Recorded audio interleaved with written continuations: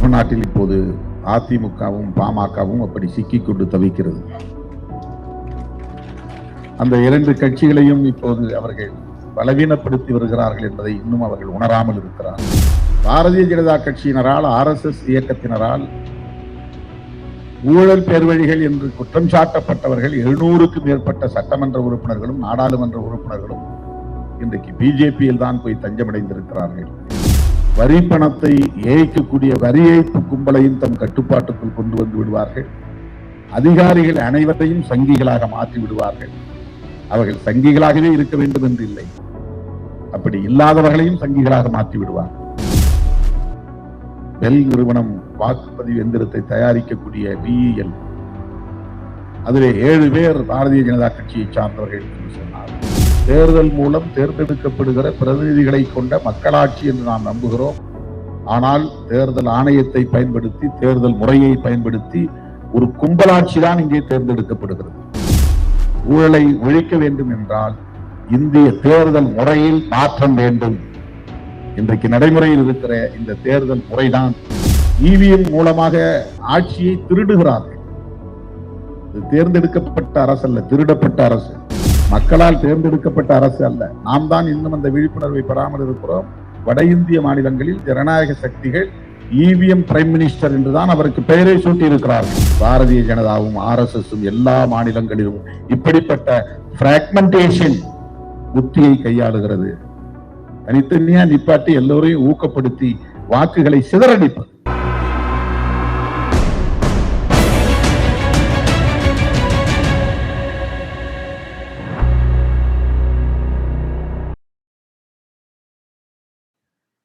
தேர்தல் பத்திரம் என்பது யாருடைய நலன்களுக்காக உருவாக்கப்பட்டது? கடந்த 6 ஆண்டுகளில் அவர்கள் எப்படி இதை கையாண்டு இருக்கிறார்கள்?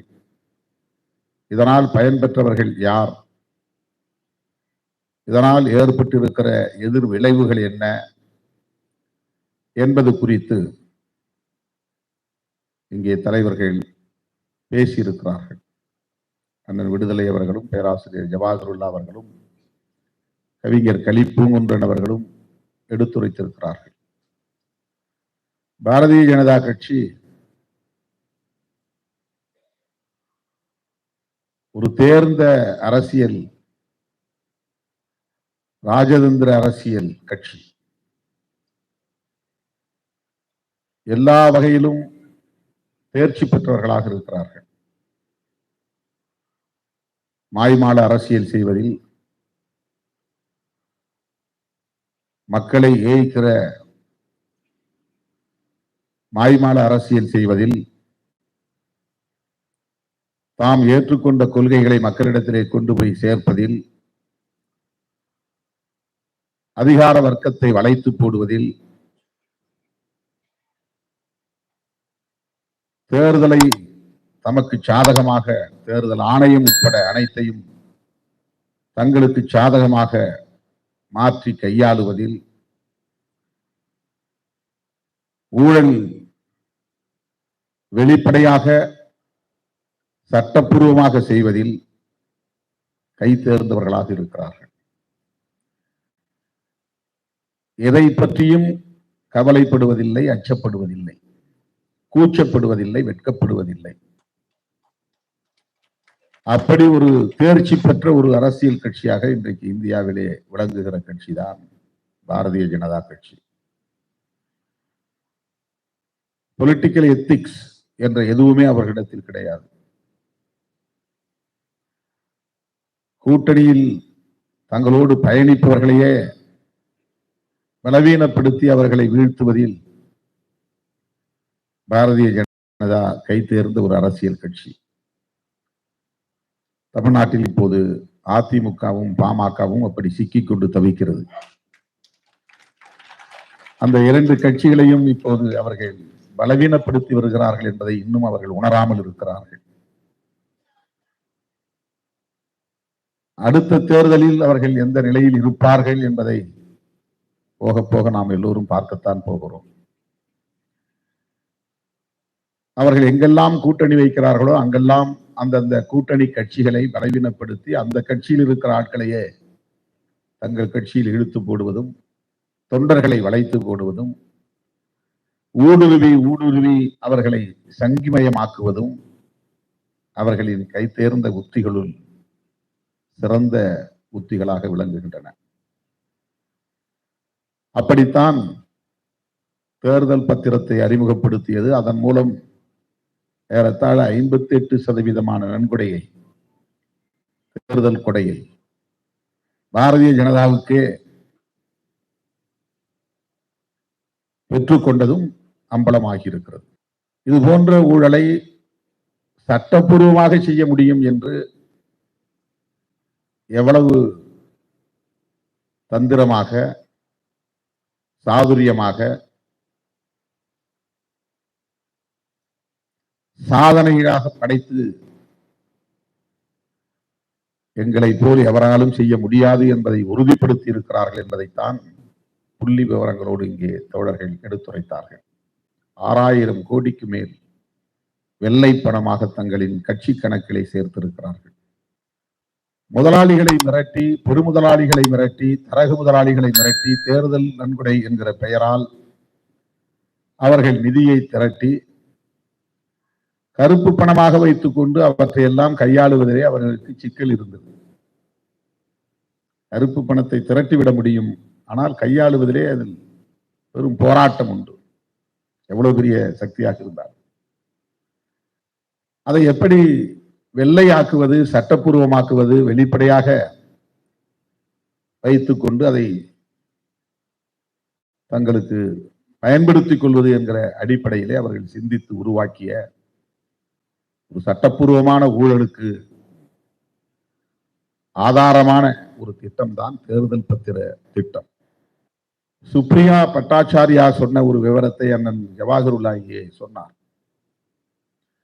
பாரதிய ஜனதா கட்சியினரால், RSS இயக்கத்தினரால் ஊழல் பேர்வழிகள் என்று குற்றம் சாட்டப்பட்டவர்கள் 700க்கும் மேற்பட்ட சட்டமன்ற உறுப்பினர்களும் நாடாளுமன்ற உறுப்பினர்களும் இன்றைக்கு பிஜேபியில் தான் போய் தஞ்சமடைந்திருக்கிறார்கள் என்று நாட்டில் அடையாளம் காணப்பட்ட நொட்டோரியஸ் கிரிமினல்ஸ், ரவுடிஸ், என்கவுண்டர் லிஸ்டில் இருக்கக்கூடிய பிரபல கேடிகள், இது போன்ற கும்பலையும் அதிகம் கட்சியில் சேர்த்து அதை புனிதப்படுத்துகிற செயலையும், அவர்களை புனிதப்படுத்துகிற செயலையும் பிஜேபி தான் செய்கிறது. அந்த கட்சியிலே இருக்கக்கூடிய பலர் காவல்துறையினரால் தேடப்படக்கூடிய நொட்டோரியஸ் கிரிமினல்ஸ். நாமெல்லாம் அரசியலை ஜனநாயகமயப்படுத்துதல் என்கிற முயற்சியில் கொண்டு செல்ல விரும்புகிறோம். டெமோக்ரட்டைசேஷன் நம்முடைய முயற்சி. பிஜேபியினுடைய முயற்சி அரசியலை கிரிமினலைசேஷன், குற்றவாளிகளை கொண்டு குற்றமயப்படுத்துதல். அதுதான் அவர்களின் செயல் திட்டமாக, நடவடிக்கைகளாக இருக்கிறது. ஊழல் பெருவழிகளையும் கட்சியிலே சேர்த்துக் கொள்வார்கள், ரவுடிகளையும் கட்சியிலே சேர்த்துக் கொள்வார்கள், வரி பணத்தை ஏய்க்கக்கூடிய வரி ஏய்ப்பு கும்பலையும் தம் கட்டுப்பாட்டுக்குள் கொண்டு வந்து விடுவார்கள். அதிகாரிகள் அனைவரையும் சங்கிகளாக மாற்றி விடுவார்கள். அவர்கள் சங்கிகளாகவே இருக்க வேண்டும் என்று இல்லை, அப்படி இல்லாதவர்களையும் சங்கிகளாக மாற்றி விடுவார்கள். பெல் நிறுவனம் வாக்குப்பதிவு எந்திரத்தை தயாரிக்கக்கூடிய BEL, அதிலே 7 பேர் பாரதிய ஜனதா கட்சியை சார்ந்தவர்கள் என்று சொன்னார். அடிப்படையிலே அவர்கள் RSS காரர்களாகத்தான் இருப்பார்கள். பிஜேபி என்பதை விட RSS-இல் உரிய பயிற்சியை தருவார்கள். RSS காரர்கள் தான் அப்படிப்பட்ட அதிகாரிகளை போய் தொடர்ச்சியாக சந்திப்பார்கள். இது அவர்களுடைய வாடிக்கையான செயல் திட்டங்களில் ஒன்று.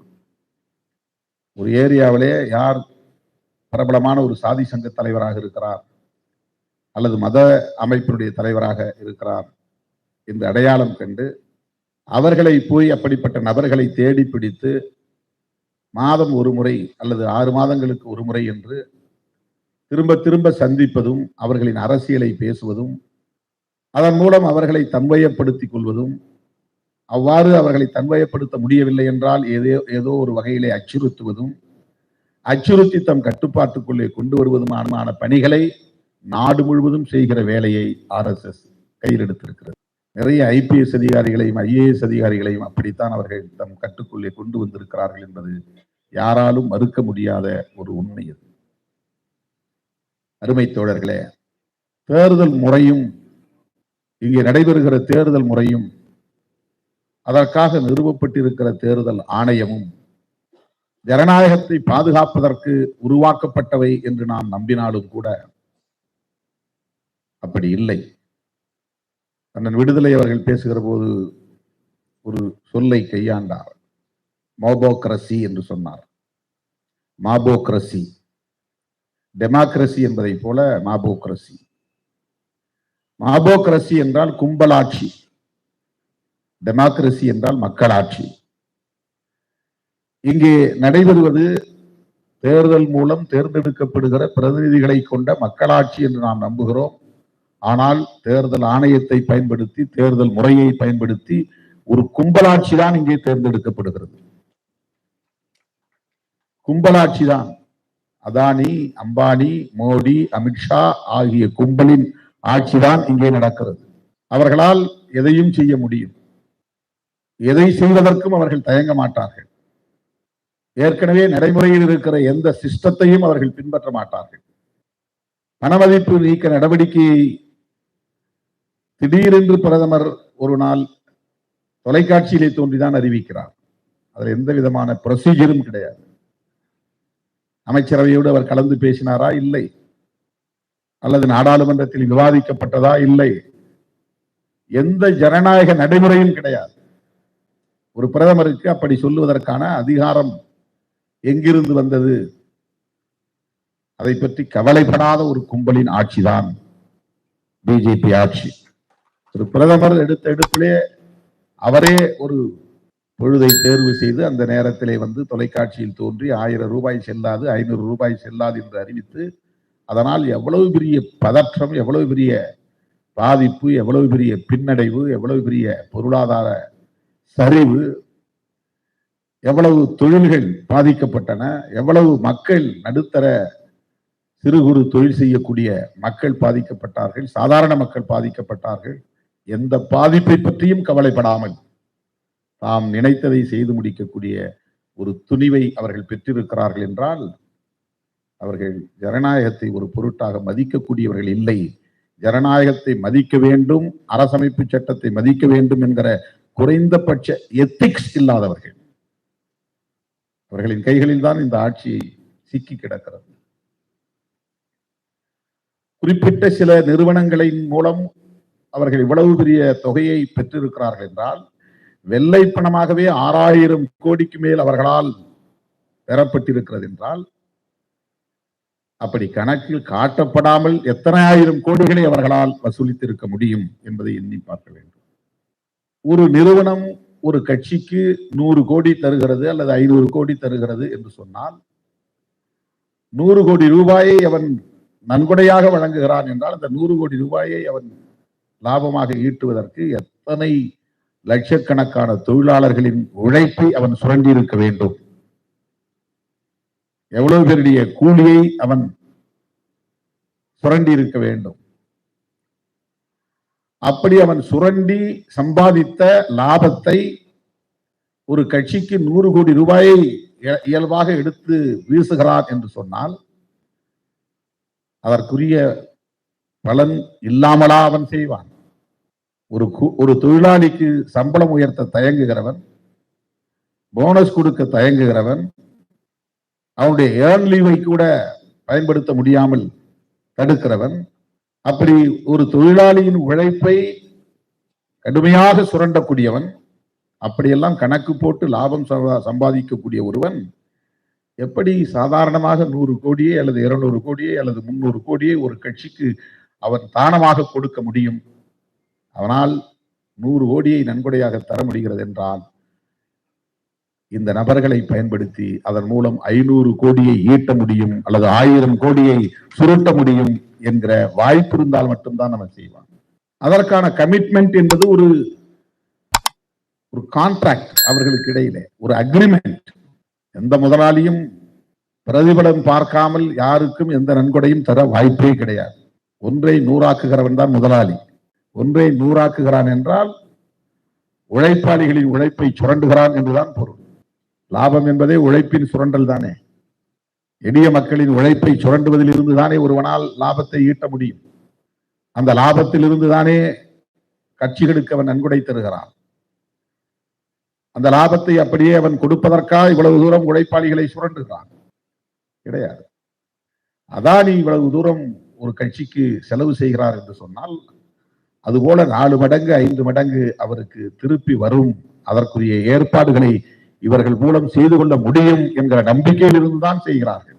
எனவே அவர்களும் இப்படி கட்சி நடத்துகிறவர்களும் சேர்ந்து நடத்துகிற ஒரு மாய்மால அரசியல் தான் தேர்தல் அரசியல். அதில் தான் நாம் போய் சிக்கிக் கொள்கிறோம். மக்களை ஏய்க்கிற அரசியல் தான் இந்த தேர்தல் முறை என்பது. ஊழலுக்கு மிக முக்கியமான காரணமே இங்க இருக்கிற தேர்தல் முறைதான். ஏன் அரசாங்கமே தேர்தல் செலவு செய்யக்கூடாது? எதற்காக வேட்பாளர் செலவு செய்ய வேண்டும்? ஏன் அரசாங்கமே தேர்தல் செலவு செய்யக்கூடாது? யாரும் போய் மக்களை நேரிலே சந்திக்க கூடாது, யாரும் வாக்கு கேட்கக்கூடாது. உன்னுடைய கோரிக்கையை தொலைக்காட்சி மூலமாக, சமூக ஊடகங்களின் மூலமாக வேண்டுகோளை மக்களுக்கு சொல்லுங்கள். தெரு தெருவாக செல்லாதீர்கள். மக்களை கரப்ட் செய்யாதீர்கள். மக்களையும் கிரிமினலைசேஷன் செய்யாதீர்கள். ஊழல் மயப்படுத்தாதீர்கள். ஒரு ஓட்டுக்கு 1000 ரூபாய் கொடுக்கிறான்னா எந்த அடிப்படையில் கொடுக்க முடியும்? யார் கொடுப்பது? ஒவ்வொரு கட்சியும் உறுப்பினர் சந்தா மூலமாகவா தேர்தலை சந்திக்கிறார்கள்? எந்த கட்சியாக இருந்தாலும் உறுப்பினர் சந்தா மூலமாகவா தேர்தல் செலவை சந்திக்க முடியும்? முடியாது. ஆகவே ஒரு கட்சி தேர்தல் செலவை சந்திக்கிறது என்று சொன்னால் அதற்கு எங்கிருந்து பணம் வருகிறது என்று பார்க்கிற போது ஊழலுக்கு இதுதான் வித்திடுகிறது. தேர்தல் முறையும் தேர்தல் ஆணையமும் தான் ஊழலுக்கு வித்திடுகிறது. ஊழலை ஒழிக்க வேண்டும் என்றால் இந்திய தேர்தல் முறையில் மாற்றம் வேண்டும். இன்றைக்கு நடைமுறையில் இருக்கிற இந்த தேர்தல் முறைதான் எல்லா வகையான ஊழல் முறைகேடுகளுக்கும் காரணமாக இருக்கிறது என்பதை நாம் மறுத்துவிட முடியாது. அதிலே ஒரு சான்றுதான் தேர்தல் பத்திரம். அந்த தேர்தல் பத்திரங்களை தருகிற நிறுவனங்கள் பிரதிபலன் இல்லாமல், ஆதாயம் இல்லாமல் எந்த கட்சிக்கும் நன்கொடை வழங்க வாய்ப்பில்லை. எப்போதாவது இப்படி நல்லதொரு தீர்ப்பை உச்ச நீதிமன்றம் வழங்குகிறது என்பதுதான் ஆறுதல் அளிக்கிறது. இதில் டிரான்ஸ்பரன்சி இல்லை, வெளிப்படைத்தன்மை இல்லை. இது அரசமைப்பு சட்டத்திற்கு எதிரானது. ரிசர்வ் பேங்க் அதிகாரிகள் சொல்லி இருக்கிறார்கள். தேர்தல் ஆணையம் கூட அதை மறுத்திருக்கிறது. வெளிப்படைத்தன்மை இல்லை என்று தன்னுடைய அபிடவிட்டிலே சொல்லி இருக்கிறார்கள். வங்கிகளை தங்களுக்கு சாதகமாக பயன்படுத்துகிறார்கள். ரிசர்வ் வங்கியையே தங்களுக்கு சாதகமாக பயன்படுத்துகிறார்கள். தேர்தல் ஆணையத்தை தங்கள் கட்டுக்குள்ளே வைத்திருக்கிறார்கள். நீதிமன்றங்களை தங்கள் கட்டுக்குள்ளே வைத்திருக்கிறார்கள். எங்கே போய் முடியும்? இப்படிப்பட்ட ஒரு நிலையில்தான் ஜனநாயகத்தை மதிக்காதவர்கள், அரசமைப்பு சட்டத்தை மதிக்காதவர்கள், அரசியல் நியாயங்களை மதிக்காதவர்கள் தொடர்ந்து ஆட்சியிலே நீடிப்பது என்பது ஒட்டுமொத்த தேசத்திற்கே பெரும் தீங்கை விளைவிக்கும். ஆகவே அவர்களை தூக்கி எறிய வேண்டிய பொறுப்பு நமக்கு இருக்கிறது. இவிஎம் மூலமாக ஆட்சியை திருடுகிறார்கள். இது தேர்ந்தெடுக்கப்பட்ட அரசு அல்ல, திருடப்பட்ட அரசு. மக்களால் தேர்ந்தெடுக்கப்பட்ட அரசு அல்ல. நாம் தான் இன்னும் அந்த விழிப்புணர்வை பெறாமல் இருக்கிறோம். வட இந்திய மாநிலங்களில் ஜனநாயக சக்திகள் இவிஎம் பிரைம் மினிஸ்டர் என்றுதான் அவருக்கு பெயரை சூட்டி இருக்கிறார்கள். பீப்புள் பிரைம் மினிஸ்டர் அல்ல, பீப்புள்ஸ் பிரைம் மினிஸ்டர் அல்ல, இவிஎம் பிரைம் மினிஸ்டர் என்றுதான் பெயரை சூட்டி இருக்கிறார்கள். குடியரசுத் தலைவருடைய உரையின் மீது நன்றி தெரிவிக்கும் தீர்மானம் அனைத்து கட்சியினரும் பேசி முடிக்கிறோம். அதன் பின்னர் பிரதமர் அதற்கு பதில் அளிக்க வருகிறார். குடியரசுத் தலைவரின் உரையில் என்ன சொல்லப்பட்டது என்பது குறித்து அவர் பேசுவதை விட காங்கிரஸ்காரர்களை பார்த்து நக்கல் அடிப்பது, எதிர்கட்சிக்காரர்களை பார்த்து கிண்டல் அடிப்பது, நீங்கள் அதே இடத்தில் உட்கார்ந்திருப்பது என்று தீர்மானகரமாக முடிவெடுத்து விட்டீர்கள் என்று கேலி செய்வது, இதைவிட இன்னும் கொஞ்சம் உயரமான இடத்திலே அமரப்போகிறீர்கள், கேலரியிலே அமரப்போகிறீர்கள் என்று கிண்டல் அடிப்பது. 2 மணி நேரம் ஒரு பிரதமர் பேசுகிறார். தேர்தல் அரசியல் மேடையில் பேசுகிற பேச்சை மக்களவையில் பேசுகிறார். தமிழ்நாட்டுக்கு இப்போது அடிக்கடி வந்து போகிறார். திமுக அரசுக்கு எதிராக பேசுகிறார். எம்ஜிஆரை புகழ்கிறார், ஜெயலலிதாவை புகழ்கிறார். இந்த ஜெயலலிதா அம்மா தேர்தல் பிரச்சாரத்திலேயே சொன்னார், மோடியா லேடியா, மோடி பார்ப்போம் என்று. இது அதிமுக தொண்டர்களுக்கு மறந்து போயிருக்கும், அதிமுக தலைவர்களுக்கு மறந்து போயிருக்கும். எத்தனையோ முரண்பாடுகள் இருந்தாலும் கூட அதிமுகவோடு, ஜெயலலிதா அம்மையாரோடு நமக்கு முரண்பாடுகள் இருந்தாலும் கூட இந்த அதிமுக பலவீனப்பட்டு விடக்கூடாது என்று நாம் கவலைப்படுவதற்கு காரணம், அந்த இடத்தில் பிஜேபி வந்து அமர்ந்து விடக்கூடாது என்கிற கவலைதான். அதிமுகவும் பிஜேபியும் சேர்ந்து சந்தித்த தேர்தல்களிலே அவர்கள் தோல்வியடைந்திருக்கிறார்கள். அது அவர்களுக்கான பாடம். கடந்த சட்டமன்ற தேர்தலில் இருவரும் சேர்ந்துதானே தேர்தலை சந்தித்தார்கள். அப்படி இருக்கிற போது எப்படி இப்போது இரண்டு பேரும் பிரிந்து தேர்தலை சந்திக்கிறார்கள்? அவர் என்ன விவரம் இல்லாதவர்களா? அரசியல் உத்தி தெரியாதவர்களா? என்ன ரிசல்ட் கிடைக்கும் என்பது அவர்களுக்கு யூகிக்க முடியாதா? ஆனாலும் ஏன் பிரிந்து நிற்கிறார்கள்? இதுதான் அவர்களின் அஜெண்டா. இதுதான் அவர்களின் உத்தி அடங்கி இருக்கிறது. வெளியே போய் நீ நின்னாதான், உனக்கு எனக்கும் தொடர்பில்லைன்னு காட்டினாதான் முஸ்லீம் ஓட்டுல கொஞ்சம் பிரிக்க முடியும், கிறிஸ்தவர்கள் ஓட்டுகளை கொஞ்சம் பிரிக்க முடியும். திமுக கூட்டணியில் ஏதேனும் சலசலப்பு வந்தால் அதை பயன்படுத்தி அதை உடைக்க முடியும். வாருங்கள் என்று வலை வீசலாம். இதுவெல்லாம் அவர்களின் திட்டமிட்ட சதி. கூட இருக்கிற பாமகவோடு பேசி தொகுதி பங்கீட்டை முடிக்காமல் காங்கிரசுக்கு அழைப்பு விடுக்கிறார்கள், விசிகாவுக்கு அழைப்பு விடுக்கிறார்கள். உங்களோடு பயணித்தவர்களை முதலில் ஒருங்கிணையுங்களே, அல்லது நீங்க ரெண்டு பேரும் சேர்ந்து ஒரு கூட்டணியா உருவாக வேண்டியது தானே. பிரிந்தவர்கள் கூட கூடாதா? ஒரு அணியாக மாறக்கூடாதா? இன்னும் கூட்டணியில யார் இருக்கிறாங்கன்னு தெரியல. பிஜேபியில் எத்தனை கட்சிகள் கூட்டணியில் இருக்கின்றன தெரியவில்லை. அதிமுகவில் எத்தனை கட்சிகள் இருக்கின்றன தெரியவில்லை. திமுக 19க்கு முன்பே உருவான கூட்டணி, 2019க்கு முன்பே உருவான காவிரி நீர் பிரச்சனைக்காக உருவான ஒரு கூட்டணி தொடர்ந்து நீடிக்கிறது, கட்டுக்கோப்பாக இருக்கிறது. இந்த கூட்டணியில் எத்தனை கட்சிகள் இருக்கின்றன சொல்ல முடியும், பெயர்களை படிக்க முடியும். பாஜக ஒரு கூட்டணியாக இன்னும் உருவாகவில்லை, அதிமுக ஒரு கூட்டணியாக இன்னும் உருவாகவில்லை. ஆனால் அதிமுக திமுகவில் இருக்கிற கட்சிகளுக்கு அழைப்பு விடுக்கிறது. இதெல்லாம் தெரிந்து செய்கிறார்களா, தெரியாமல் செய்கிறார்களா? அதிமுக பிஜேபியால் தான் பலவீனப்பட போகிறது என்று உணர்ந்து இருக்கிறார்களா, உணரவில்லையா? 2026 தேர்தலை அவர்கள் சந்திக்க போகிறார்களா, இல்லையா? 2024 தேர்தல் தான் அவர்களுக்கு கடைசி தேர்தலாக இருக்குமா? இதெல்லாம் ஏதோ நான் மேடைக்கு பேச வேண்டும் என்று பேசவில்லை தோழர்களே. பாரதிய ஜனதாவும் RSSம் எல்லா மாநிலங்களிலும் இப்படிப்பட்ட பிராக்மெண்டேஷன் உத்தியை கையாளுகிறது. தனித்தனியா நிப்பாட்டி எல்லோரையும் ஊக்கப்படுத்தி வாக்குகளை சிதறடிப்பது. நீ தனியா போட்டிடுறியா, போட்டிடு, இன்டைரக்டா உனக்கு சப்போர்ட் பண்றேன். நீ பிரிஞ்சு நிக்கிறியா, பிரிஞ்சு நில்ல. பிஜேபி எதிர்ப்பு வாக்குகளை சிதறடிப்பது. ஒரு அணியா நின்னா பிஜேபி எதிர்க்கிற போது அதுக்கு எதிராக இருக்கக்கூடிய அணியில எல்லா மக்களும் வாக்களித்து விடுவார்கள். பிஜேபி எதிர்ப்பு என்பது இந்திய மாநிலங்களிலேயே தமிழ்நாட்டில் தான் அதிகம். ஒப்பீட்டளவில் வேற எங்கும் அந்த அளவுக்கு கிடையாது. பிஜேபி அலர்ஜி என்பது வேறு எந்த மாநிலத்திலும் இல்லாத அளவுக்கு தமிழ்நாட்டிலே இருக்கிறது. பெரியார் விதைத்த சமூக நீதி அரசியல் தான் அதற்கு காரணம்.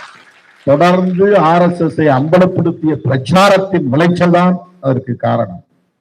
யாரும் மறுக்க முடியாது, யாரும் மறுக்க முடியாது. இன்றைக்கு விடுதலை சிறுத்தைகள் அவரை ஊன்றி நிற்கிறது, உறுதியாக நிற்கிறது, அவர்களை அம்பலப்படுத்திக் கொண்டே இருக்கிறது.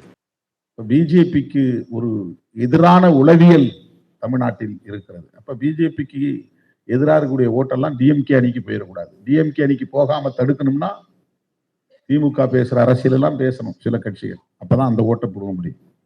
அல்லது திமுகவை கடுமையாக விமர்சித்து, திமுக கூட்டணி கட்சிகளை விமர்சித்து பேச வேண்டும். அப்போதுதான் அங்க போற வாக்குகளை பிரிக்க முடியும். முஸ்லிம்ஸ், கிறிஸ்டியன்ஸ், தலித்ஸ் ரொம்ப கணிசமா இன்றைக்கு திமுக கூட்டணிக்கு வாக்களித்துக் கொண்டிருக்கிறார்கள். இது யாரும் மறுக்க முடியாது. கணிசமாக, இன்னும் சொல்ல போனால் 100 விழுக்காடு போடக்கூடிய அளவுக்கு. இது எப்படி சிதறடிக்க முடியும்? பாரு, நாங்க பிஜேபியோட இல்லை, ஒரு 10% பிரிஞ்சு வெளியே வரட்டுமே, ஒரு 5% பிரிஞ்சு வெளியே வரட்டும். இதெல்லாம் பிராக்மெண்டேஷன் ஆஃப் ஓட் பேங்க், வாக்குகளை சிதறடிப்பது, கூட்டணி கட்சிகளை மெல்ல மெல்ல பலவீனப்படுத்துவது, அந்த இடத்திலே போய் தங்கள் இருப்பை உறுதி செய்து கொள்வது.